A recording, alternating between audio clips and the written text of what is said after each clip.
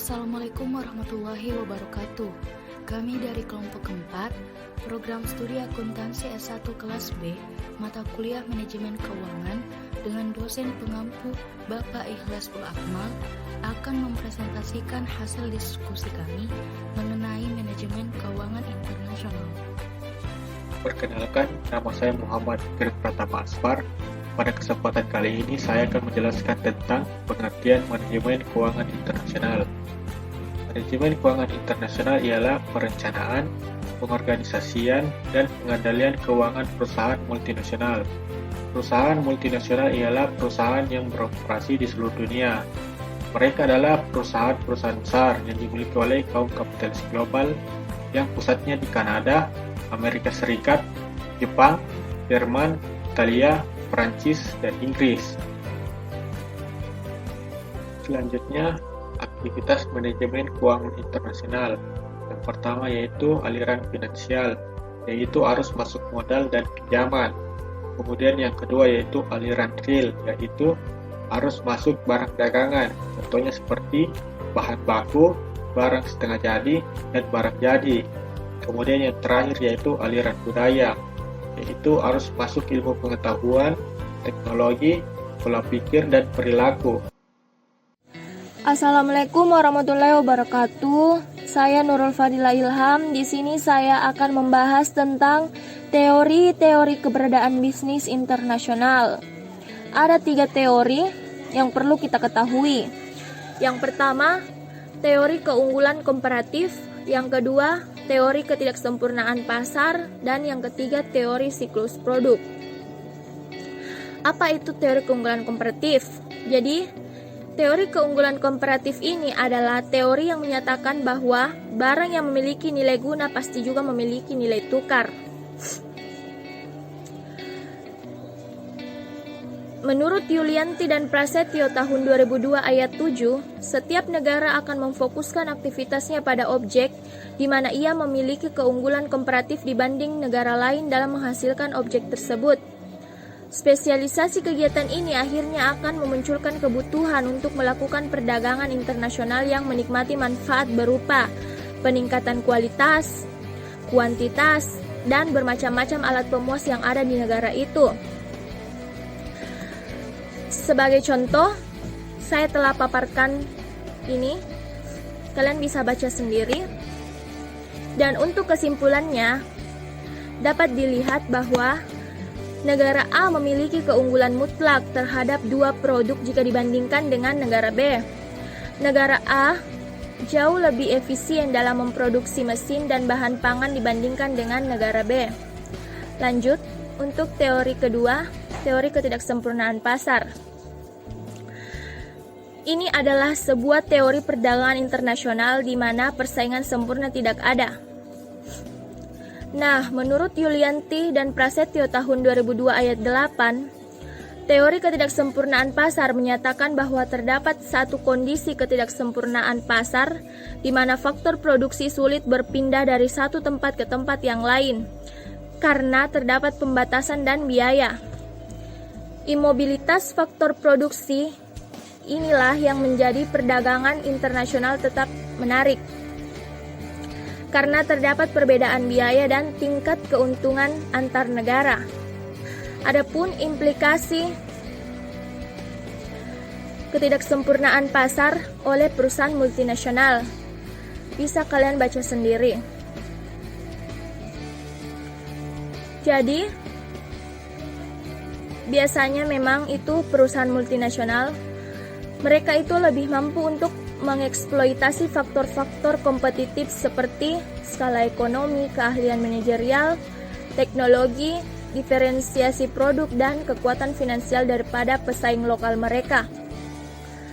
Nah, lanjut untuk teori ketiga, teori siklus produk. Teori siklus produk mengatakan bahwa perkembangan hidup suatu produk mengikuti siklus yang terdiri dari 4 tahap, yaitu masa awal di mana perusahaan baru mulai memperkenalkan produknya, diikuti masa pertumbuhan, masa kematangan, dan proses penurunan. Sebagai contoh, ada beberapa perusahaan yang mengalami siklus hidup produk, di antaranya ini dia 3 perusahaannya. Nah, saya akan bahas satu saja. Saya akan bahas tentang perusahaan teh botol Sosro. Produk teh botol Sosro ini kan pada masanya sangat dikenal oleh masyarakat. Dengan promosi menggunakan tagline apapun makanannya, minumnya tetap teh botol Sosro. Nah, dari situ masyarakat banyak tertarik. Sering dipakai untuk acara hajatan, rapat, seminar, konser, dan lain-lainnya dalam jumlah besar. Permintaan semakin meningkat, keuntungan pun semakin meningkat. Meskipun begitu, perusahaan tidak serta-merta meninggalkan promosinya. Dia terus melakukan promosi sampai akhirnya, seiring berjalannya waktu, ia mulai tergeser dengan adanya teh kotak. Jenis yang dijual sama tetapi dengan bentuk yang berbeda. Nah, di situ produk dari teh botol Sosro ini mulai menurun penjualannya. Nah, untuk mengatasi hal tersebut, perusahaan teh botol Sosro menciptakan model dan rasa baru. Semata-mata untuk apa? Untuk menarik kembali minat masyarakat. Mungkin itu saja yang bisa saya sampaikan. Terima kasih. Saya Saskia Albar sebagai penyaji materi ketiga mengenai keuntungan perdagangan internasional. Keuntungan utama yang dapat diraih dari perdagangan internasional adalah peningkatan kesejahteraan dan kemakmuran masyarakat. Suatu negara dapat menikmati keuntungan tersebut dengan menspesialisasikan diri untuk memproduksi barang dan jasa yang memiliki keunggulan komparatif. Artinya, barang dan jasa tersebut dapat diproduksi dengan lebih efisien, ceteris paribus.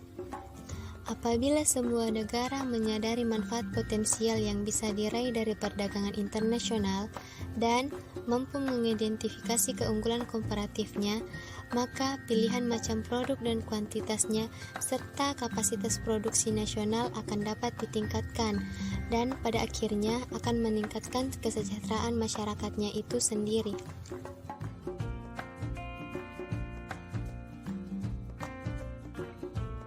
Assalamualaikum warahmatullahi wabarakatuh.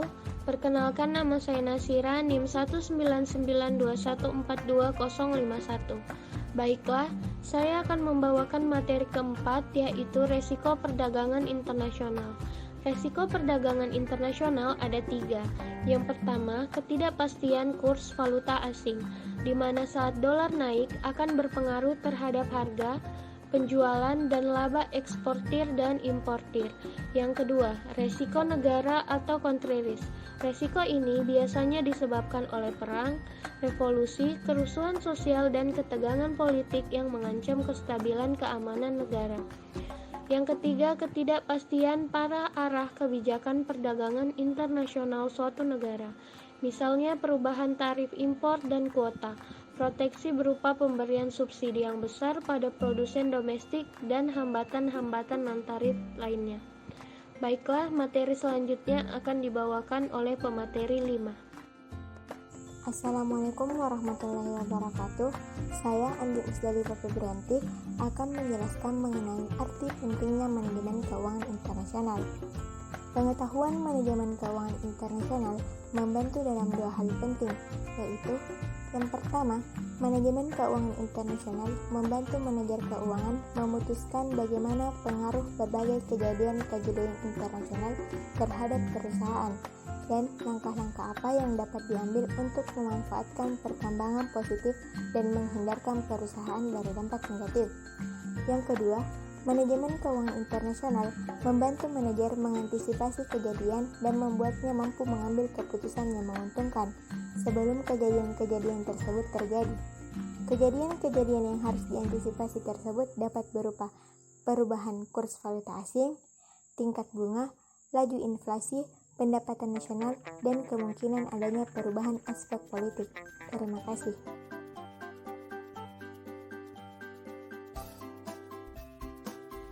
Pengaruh atau peranan manajemen keuangan internasional atau makroekonomi.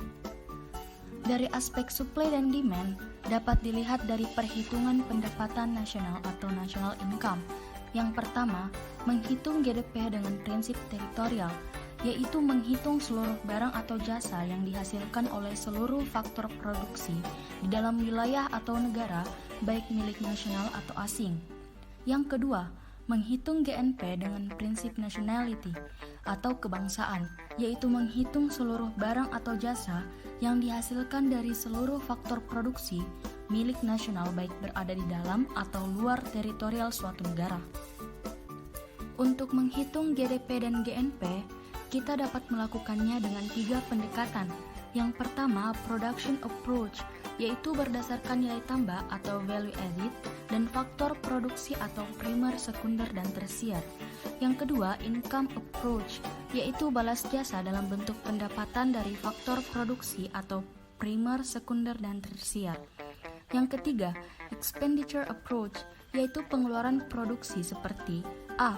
Konsumsi rumah tangga, B. Investasi atau konsumsi perusahaan, C. Konsumsi atau pengeluaran pemerintah, D. Expenditure dan pengeluaran LN net atau X dikurang M. Atau dapat dirumuskan sebagai berikut.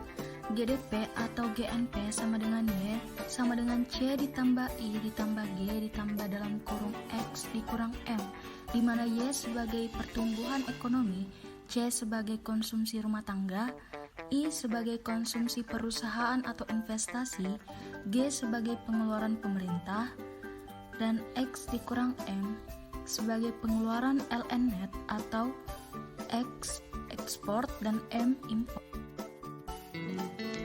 Assalamualaikum warahmatullahi wabarakatuh. Perkenalkan, nama saya Ferawati Nesa Lamoju Musa. Saya akan membaca materi selanjutnya, yaitu Lembaga Keuangan Internasional. Lembaga Keuangan Internasional terdiri dari 6. Yang pertama, IMF. IMF dibentuk di Bretton Woods, New Hampshire, Juli 1944 oleh kaum kapitalis internasional. Tujuannya untuk kerjasama moneter internasional, stabilitas kurs, menyediakan dana pinjaman untuk memperbaiki neraca pembayaran, meningkatkan mobilitas dana antar negara, dan mewujudkan perdagangan bebas. Yang kedua, Bank Dunia atau International Bank for Reconstruction and Development 1944. Tujuannya memberi pinjaman untuk pembangunan ekonomi. Yang ketiga, IFC, International Finance Corporation. Tujuannya membantu swasta. Yang keempat, IDA, International Development Association. Tujuannya untuk pembangunan ekonomi.